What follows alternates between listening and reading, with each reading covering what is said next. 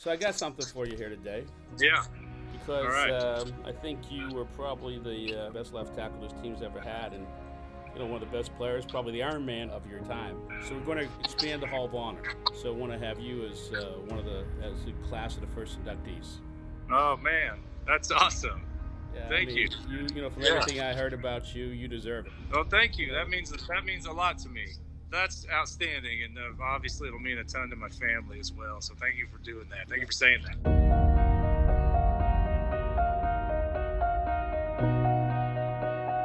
Pitch to Foster, trying to turn the far side, still keeps the legs turning. Number 69, Jordan Gross, is a heck of a pass protector.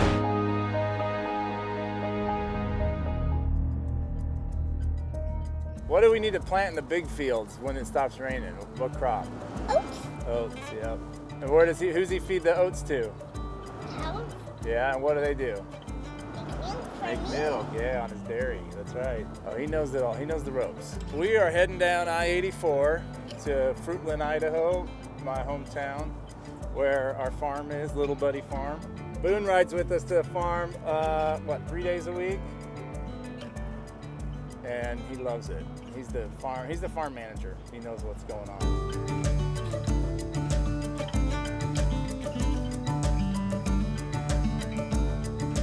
So the good thing about being a farmer is that it gets you down low to the ground. It's good for my stiff O-lineman body. And the thing that I like about doing this stuff is that at the end of the day, you've got something to show for what you did, whether it's something planted or something grown, and it's good for the psyche. And then just getting to hang out here, man, this is good for me. I think it's good to continue to do work, and I like working with my hands. I like that I get to build stuff out here and create something, and it makes me feel like I'm somehow part of something good, that we're growing food that we give to people and give to kids and do field trips out here and stuff. So you never do too much good in the world, and that's what I'm trying to do here, is create a place where people can come and learn and feel good. I feel like I'm not wasting the life that football afforded me. Plus, I never have to shave or anything. I just get to look sweet like this all the time. That's the best part.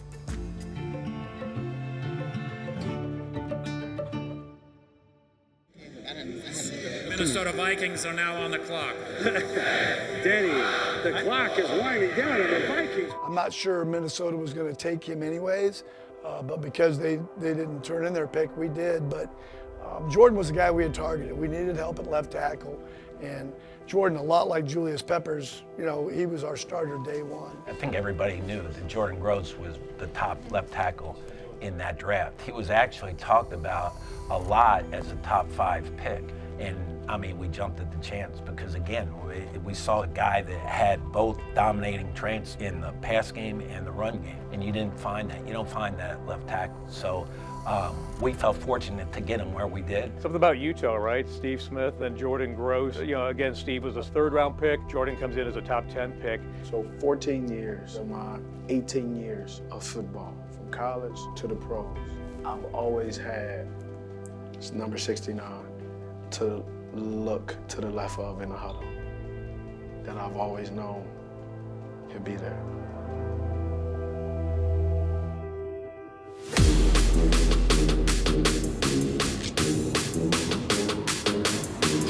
Got a block, gets a block and gets the touchdown. Jordan was extremely technically sound, so much of it's fundamentals, and Jordan was as good as I'd ever been around. He didn't make mistakes. You want smart and you want tough, and Jordan epitomized that. Plugged him right in, never missed a beat, durable, tough, beyond smart. He is one of the best left tackles to play this game because he was so good at both aspects. Not only did you trust him to protect your quarterback's blind side, but in the running game, he was a force. He was a factor. And Jordan didn't back down. He wouldn't let his teammates back down. He stood up for everything during that game, and there were a couple of fights that went on during the game, and Jordan was right in the middle of it. I mean, he was the unquestionable leader of the offensive line. I mean, that's the one position group that you judge as 5 guys together, and Jordan did such a great job of bringing those guys together.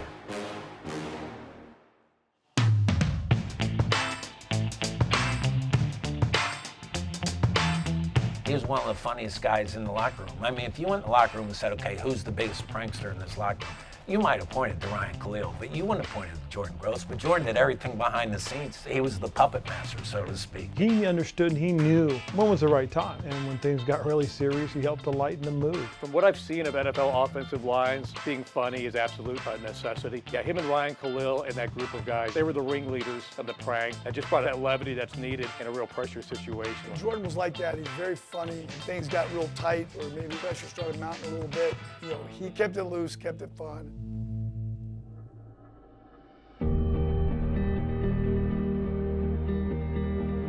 This team's got something that team don't have. We're on a mission together. We're on a journey. We set our mind to it. We believe. The obstacle's gonna be in the way. No matter what that obstacle is, we do it together. We do it together. Let's do this. Here we go. Team on three. 1, 2, 3, team. He's a guy that understood and got everything that you needed from in terms of advice, direction, thoughts, comments. That to me is leadership, is that you're willing to put it out there. You're willing to challenge your teammates. You're willing to hold them accountable, and you're willing to hold yourself accountable. When he didn't play well, he knew it, and he told me. He never backed down from his responsibility. His steadiness. He delivered the same message, and he had that steady approach every day. I think it became such a strength, especially on the offensive line. If I ever really needed somebody down in the locker room, whether it was in the O-line room or really anywhere on offense, he could settle anything in that locker room. Well, to give you an idea, we talked about Steve Smith earlier. Jordan understood Steve. Jordan was very calming and had a great relationship. He understood him. He understood how to talk to him. When Jordan decided to move back to Idaho, it was kind of emotional. He called me and personally and said, hey, I just wanted to let you know. He didn't have to do that. And I kind of got choked up a little bit because that's my guy. I have a unique relationship with Jordan, and it's one of those things that we have so much unspoken. I know Jordan's one of those guys, if I needed something, I can call him up. And I believe and I hope that he knows if he needed something from me, I would drop everything and go do it. You know, honestly, one of the best things that I am most proud of in my NFL career is that I have the respect to Steve. And he's an outstanding friend. Like if I called Steve right now and said, Steve, doggone it, I'm behind on my tomato clipping. I need you up here. Like he'd come. Like no second thought, he'd be here. You gotta have people in your life that you can call on for help. And Jordan's one of those guys.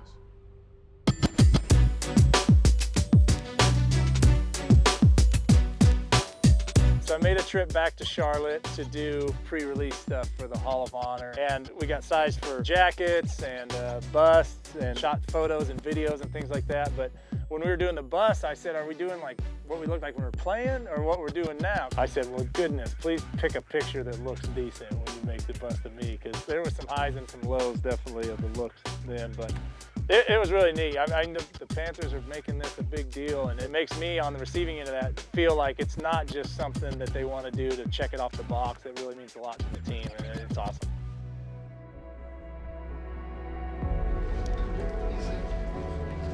I knew I was going to get a little emotional, so let's have at it.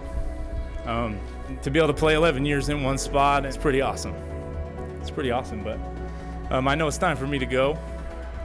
When I got drafted, if you said I'd play 11 years and make some Pro Bowls and go to the Super Bowl and walk away healthy and happy, I'd say I'd take it, and everybody else would too. So that's where I'm at, and it's been an honor. Thank you, and we'll see you around the bend. I mean, I've been incredibly happy with my career. I've never thought twice about being done or should I have played somewhere. Like, I was so happy with how everything went. Very, very fortunate, right? But I guess in the back of your mind, you always have like this thought, I mean, I wonder if people will remember me. You put a lot into it. That's all of us in life, you know, and football is a huge part of who I am. You know, it's not everything, but it means a lot to me. And to be able to have, you know, recognition like this, that the team thinks that I was one of the better ones to play, it's the coolest thing ever, you know. And like now to have my name up and a bust, and that's not something that I ever like looked for, but to be honest, it means a ton. That's the best gift the Panthers have ever given. And that's really we all want for anybody's life, I think, is just to be remembered, you know, and feel like you did something impactful. And that's what it makes me feel like, which is the best. It's so great.